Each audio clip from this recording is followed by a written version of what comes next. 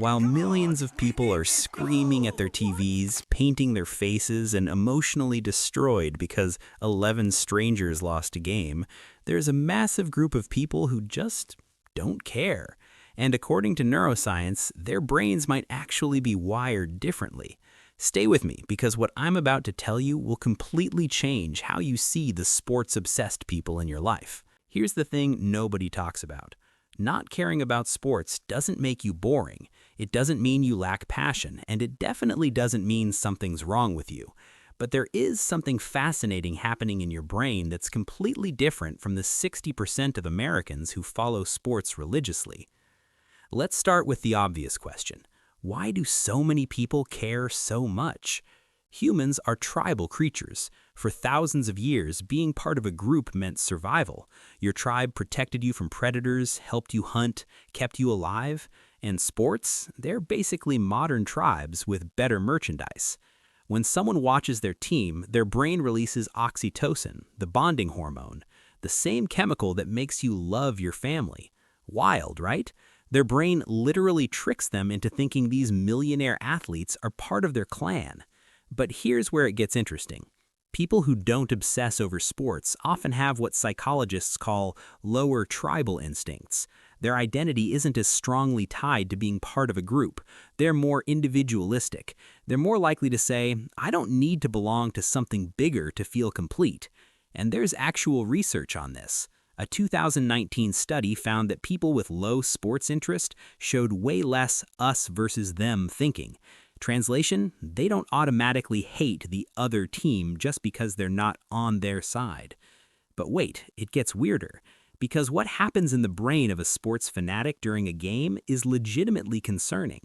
You know that feeling when you're about to open a present? That anticipation? That's dopamine firing in your brain. Sports fans get that same hit during games. Every play, every possession. Constant microdoses of anticipation and reward. It's literally addictive. Studies using fMRI scans show that watching your team activates the same reward centers as gambling and other highly compelling activities. And here's the kicker. The uncertainty is what makes it so powerful. You don't know if your team will win. That unpredictability keeps the dopamine flowing. It's intermittent reinforcement, the most addictive reward schedule known to psychology, the same principle that makes slot machines so effective. The mechanism is eerily similar to other forms of behavioral addiction. Your brain doesn't distinguish much between different sources of dopamine, it just knows it wants more. People who don't care about sports, their dopamine systems simply aren't triggered by vicarious competition, and this might be genetic. Research from the University of Chicago suggests that variations in dopamine receptor genes can predict how much someone cares about competitive spectator activities. Think about that. Your complete indifference to whether the Lakers win or lose might literally be in your DNA. But there's another layer. Sports fans experience something called burging, basking in reflected glory. When their team wins, they say, "We won." When their team loses, they lost. Notice the pronoun switch? People who don't obsess over sports are less likely to engage in this psychological distancing. They're more consistent in their self-concept. They don't need external victories to feel successful. Their self-esteem is more stable, less dependent on things completely outside their control. Now, before the comment section explodes, I'm not saying one way is better than the other, but I am saying there are legitimate psychological differences, and understanding them is fascinating. Here's something that sounds contradictory. Sports fans often score higher on certain empathy measures. They practice caring deeply about other people's struggles, even if those people are strangers wearing their team's jersey. So why don't non-sports people feel that same empathy for athletes? It's about empathy allocation. Everyone has a limited capacity for caring deeply about things. Sports non-fans often direct that empathy toward different places: social causes, personal relationships, creative projects, intellectual challenges. A 2021 study found that people with low sports interest scored way higher in openness to experience and love of art and beauty. They're getting their emotional highs from art, music, nature, ideas. Their brains are seeking the same reward: meaning, connection, transcendence. They're just finding it somewhere else. And let's be honest about something else. For some people, not caring about sports is actually a defense mechanism.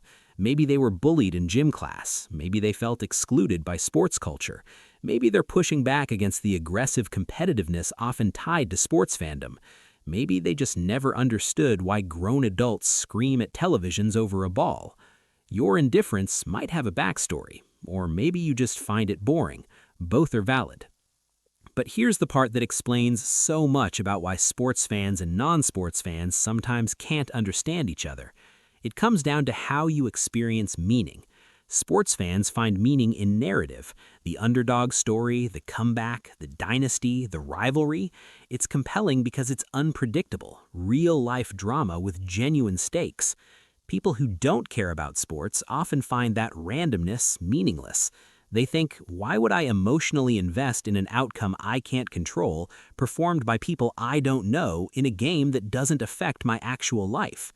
They're not wrong, but neither are sports fans. It's just two different approaches to the human need for story and meaning. One group finds epic narrative in a championship run. The other finds it in a novel, a relationship, a creative project, a scientific discovery. Here's what researchers call parasocial investment versus direct engagement. Sports fans build one-sided relationships with teams and players. Non-sports people prefer investing emotional energy where there's actual reciprocity, where their care matters to the outcome, where they're participants, not spectators. Neither is superior, they're just different strategies for navigating the human experience. Psychologist Mihaly, who studied optimal experience, found that flow states, those moments of complete absorption, can be achieved through countless activities. For some, it's watching sports. For others, it's literally anything else. And here's what's really interesting. People who don't obsess over sports often report feeling more present in their own lives. They're not spending 3 hours every Sunday experiencing someone else's struggle. They're engaged in their own. There's something quietly radical about that. So what does all this mean? If you don't care about sports, you're not missing out on some fundamental human experience. You're just different. Your brain's reward system, your tribal instincts, your empathy allocation, they're all calibrated differently, and that's perfectly okay. The next time someone asks, "Did you see the game?" and you genuinely could not care less, remember, you're not broken, you're not boring, you're just playing a different game. One that might, just maybe, have higher stakes. If this resonated with you, you're probably going to love why quiet people are actually processing information completely differently than everyone else, and why that might be your biggest advantage. Click one of these videos to find out why you think a little differently than the crowd.